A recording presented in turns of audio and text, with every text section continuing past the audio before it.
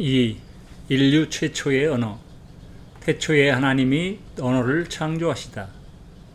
이 세상의 역사나 사건을 기록하여 보존하고 있는 기록물들 중에서 가장 오래전의 사건을 기록한 책이 있다면 그것은 바로 성경이다. 성경의 첫 구절인 창세기 1장 1절은 이렇게 기록하고 있다. 태초에 하나님이 천지를 창조하시니라. 세상의 모든 만물이 여기에서부터 시작이 된 것처럼 언어도 역시 이때 시작이 되었고, 오늘 우리가 사용하고 있는 한글 문자와 언어인 한국어를 통하여 오늘날의 우리 모두에게 그리고 나에게까지 이르렀다. 그것은 마치 부모가 자식을 낳아서 전적으로 키우고 양육을 하는 것처럼 하나님의 사랑이 천지를 창조하시고 인간이 살아가기에 부족함 없도록 각종의 필요한 배경을 만드신 후 그곳에서 인간이 살아갈 수 있도록 하셨다. 그러나 그럼에도 불구하고 인간은 그러한 하나님을 배반하였지만 하나님은 그 인간을 위하여 다시 독생자를 보내주셔서 배반한 인간들을 다시 구원하고자 하셨다.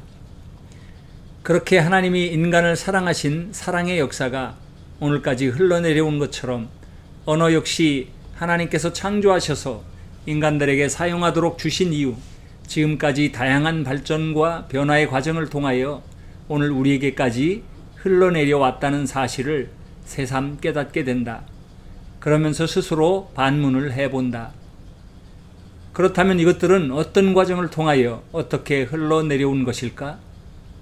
그것에 대하여 구체적으로 알기 위하여 몇 가지의 개념에 대하여 생각해 보지 않을 수가 없다. 먼저 창조자가 천지 만물을 창조하였다는 기록 중 천지를 창조하되 라고 기록한 부분 중에서 언제 창조하였는가가 궁금하지 않을 수 없다. 이에 대하여 성경은 한마디로 태초라고 선언한다. 이 태초란 알 수 없는 어느 한 시점에서 천지가 창조되었는데 그 시점이 바로 태초, 즉 창조된 시간 개념의 처음인 것이다. 이 천지는 모든 만물의 형태와 더불어 그 유형과 무형의 특성까지도 모두가 창조된 것을 의미한다. 태초는 이 땅의 모든 것이 시작된 처음의 세상을 한처음 혹은 그 처음이라고 부르는 것이다.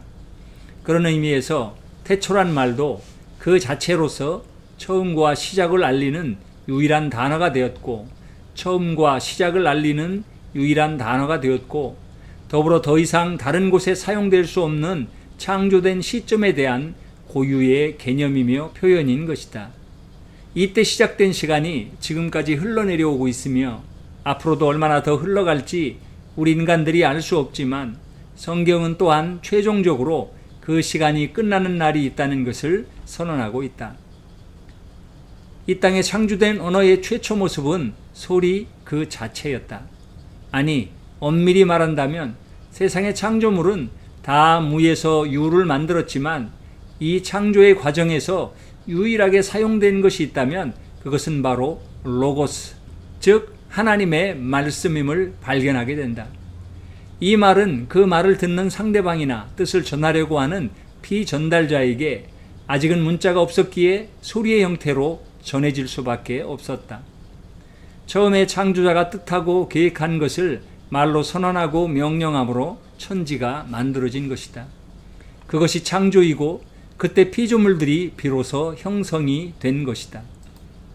그러나 창조의 과정을 살펴보면 역시 그 창조의 과정 가운데 재료로서 소리가 만들어진 한 시점을 발견할 수가 없다.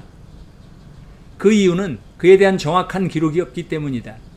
물론 기록이 없는 이유는 성경이 창조의 모든 것을 세부적으로 일일이 다 기록할 수 없었을 것이고, 또 복음에 대하여 직접적으로 관계가 없는 것들을 굳이 기록을 하지 않은 성경의 특성 때문이기도 할 것이다.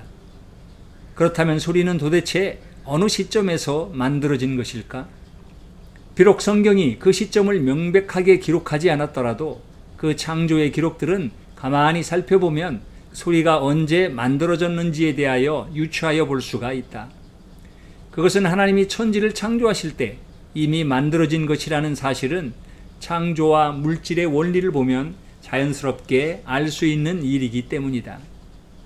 창세기 1장과 2장에 창조 과정에서 표명되는 것들을 가만히 살펴보면 빛을 제외하고는 모두 유형적인 것들을 묘사하고 있지만 재료로서의 소리는 인간의 감각을 기준으로 볼 때 빛과 동일하게 무형임을 나타내고 있다. 태초에 하나님의 말씀이 있었다는 이 말씀을 통하여 우리는 빛보다도 소리가 먼저 창조되었다는 것을 유추해 볼 수 있다. 그 이유는 말씀으로 빛이 있으라고 선언을 하셨기 때문이다.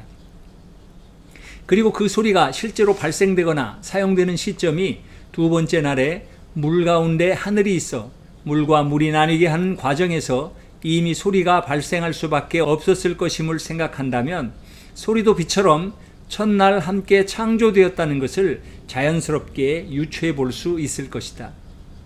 그리고 이어지는 셋째 날 물이 한 곳으로 모이고 묻이 드러나는 과정에서 얼마나 웅장하고 장엄한 소리가 있었을까.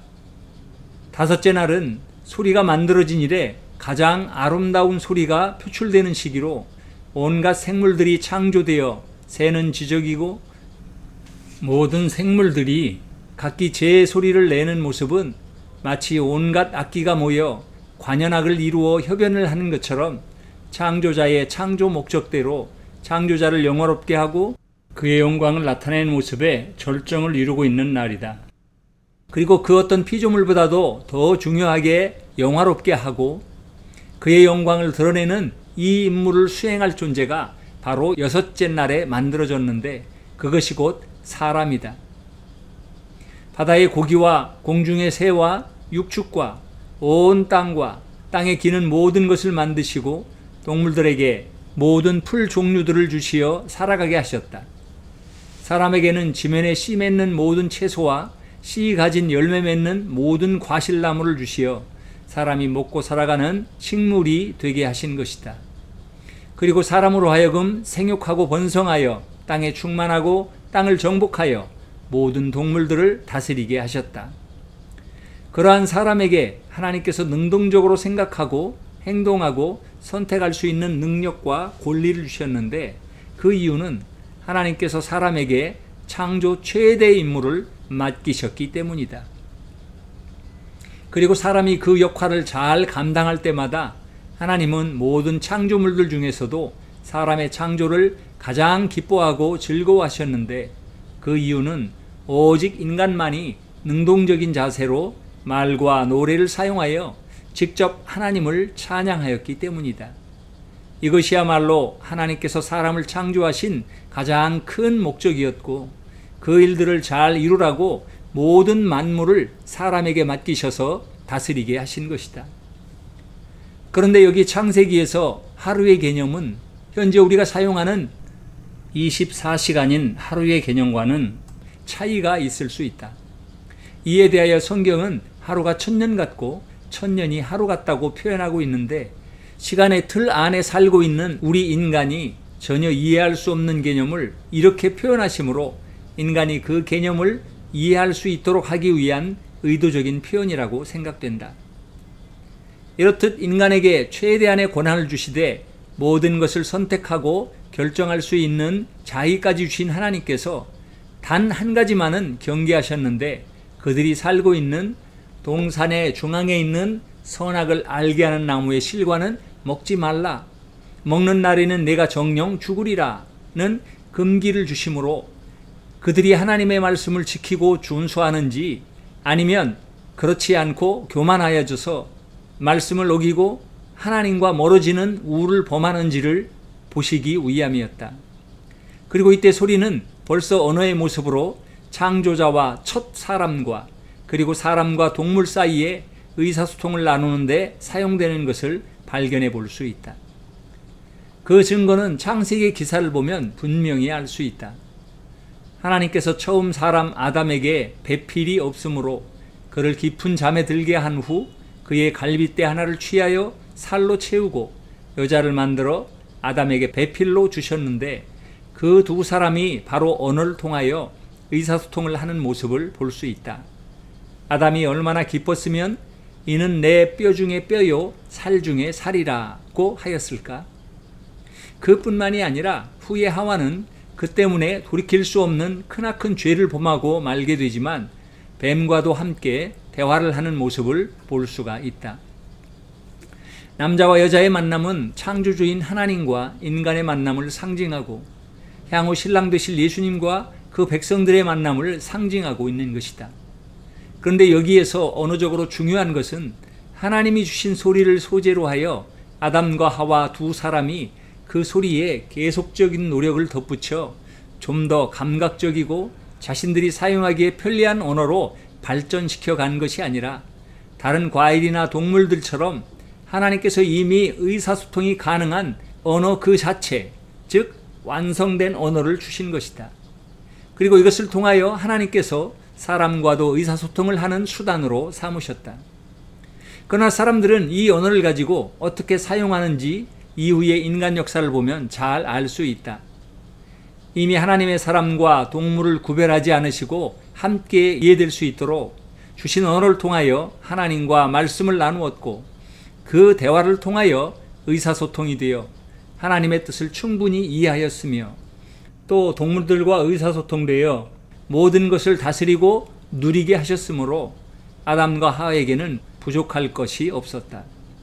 그러나 그럼에도 불구하고 두 사람은 선악을 알게 하는 나무의 과실을 먹지 말라는 하나님의 말씀을 어기고 뱀의 관계에 빠져 하나님의 말씀을 어기고 선악과를 먹음으로 말미암아 하나님이 주신 그 자격을 스스로 박탈해버리는 인류 최대의 불행을 자초하고 말았다.